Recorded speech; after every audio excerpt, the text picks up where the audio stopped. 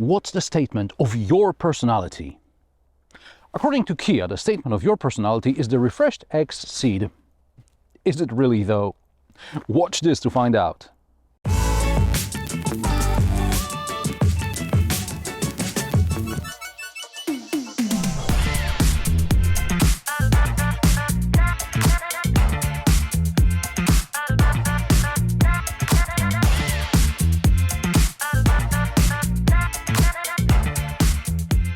Kia seems to know not only that personality goes a long way, but also that compact SUVs are charming motherfucking pigs, like that Arnold on Green Acres, you know what I'm saying?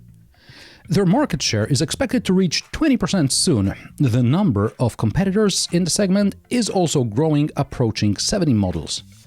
To attract customers to the XCeed, Kia is betting on distinctive design, connectivity and electrification. Even before the facelift, the XCeed looked interesting, but after the facelift there are some new details like new design for the headlights, radiator grille, front and rear bumper, wheels and interior. This is especially visible on the GT-Line trim with a more aggressive front end, interesting rear lamps, sporty diffuser, etc. Also, there are sporty interior accents, but more about them in a moment. Meanwhile, the engine range, which may not be as broad as you think, Kia announced the refreshed XCeed will get a 1-liter turbo, a diesel mild hybrid and a 204 horsepower GT version, as well as a plug-in hybrid and a 160 horsepower 1.5 gasoline engine, which replaces the 140 horsepower 1.4 unit. Some of these may not be available at the moment. Check with your local dealer what can actually be ordered. What's wrong? It's the supply chain issues again. Kia assures that the full engine range, including the diesel, will be available soon, and no wonder, because in the coming years the share of internal combustion engines, even with mild hybrids, is expected to remain at around 50% of the market. And when hybrids and plug-in hybrids are added, we're talking about 80% of the market.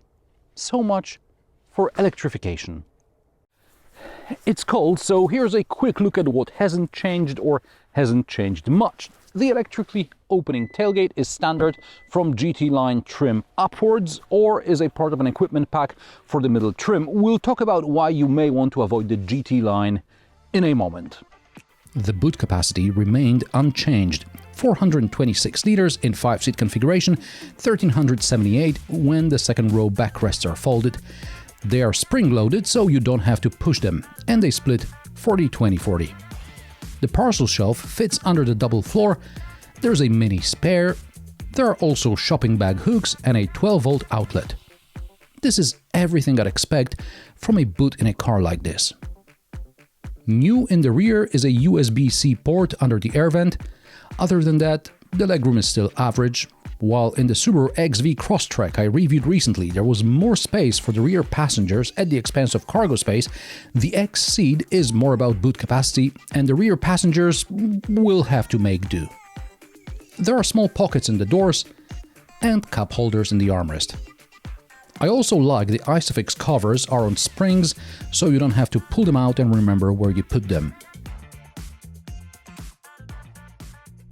The cockpit, it's another example of a functional car interior design. Kia is like VW a few years ago, before they hired that infotainment buff in Wolfsburg. He seems to be looking for work again. Anyway, there are a lot of physical buttons and knobs for the car's most important functions and for the AC, like it should be. The infotainment system can be paired with Kia Connect app, which offers some connectivity. It's cool that I can lock and unlock the car, check its location and find out if the steering wheel heating is off. But wouldn't it be better if I could actually turn the steering wheel heating and maybe windshield defrosting on remotely? But those features are probably reserved for Kia's electric models. Other than that, there is Apple CarPlay and Android Auto, wired, 2 USB ports, USB-A and USB-C, a 12-volt outlet, cup holders in 2 sizes, so even my water bottle fits in one. It also fits in the door pocket. The storage compartment under the armrest is decent for a compact car. The glove box is average size. On higher trim models, you get not just heated seats and heated steering wheel, but also heated windscreen. The reversing camera and heated windscreen are, in my opinion, two of the best features that made it into mainstream cars in the 21st century. On a cold morning, you don't have to scrape the windshield, just wait a minute for it to defrost. Now, when ordering your XCeed, check for option conflicts. For example, in Poland, for some reason, the heated windscreen is unavailable on diesels, plug-in hybrids, as well as when you select an equipment pack on lower trims, which includes things like power tailgate, leather upholstery, front ventilated seats, and electrically operated driver's seat with memory function. Why? I don't know. Speaking of seats, the one in the GT line are not my favorite. First of all, the thigh support is high, as in sports cars, so a few times I got an unpleasant wedgie when getting in. Getting out is also unnecessarily difficult. I'm not buying a raised car to have the same problems getting out like I would in a sports car, which, by the way, the KIA XCeed is not even in the GT trim. Also, and this may be a problem unique to me or not, despite the lumbar support adjustment, my spine starts to hurt after about 15 minutes in these seats. It's a good thing that my physiotherapist is coming next week because he will have something to fix.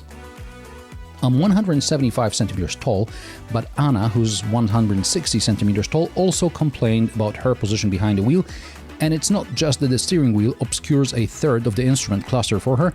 Something is wrong with these seats. That's why if you're considering the GT line trim, I suggest you sit behind the wheel for a while longer and then try the regular seats in a different trim. Even with electric adjustment, they should be better than the sporty ones.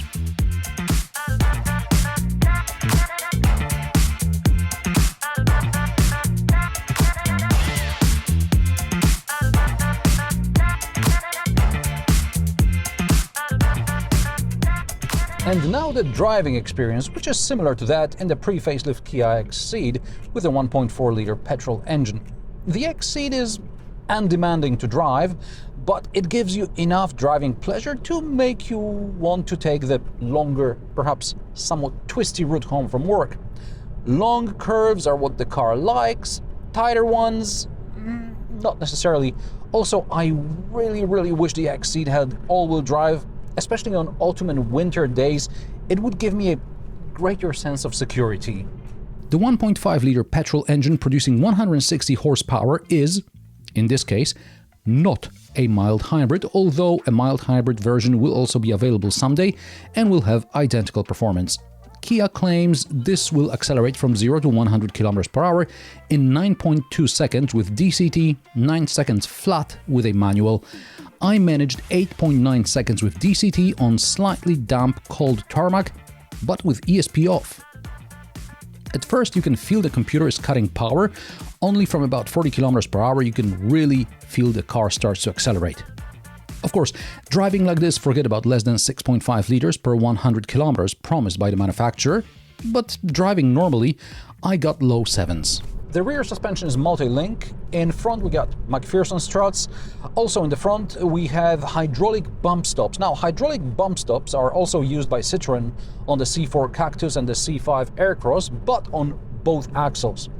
On bumps, the shock absorber doesn't hit hard against the rubber bump because this one is hydraulic and it absorbs energy better. The hydraulic bump stops are also supposed to contribute to faster steering response and increased body stability, says Kia.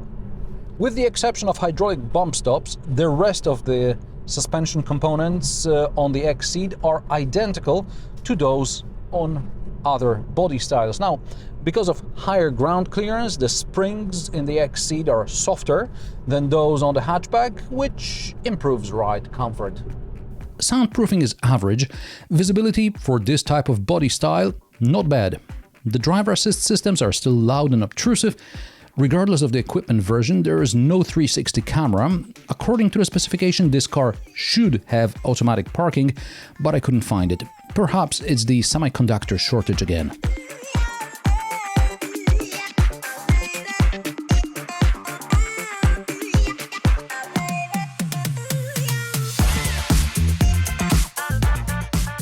Price of the KIA XCeed start at €23,990 for the basic 1.0-liter manual.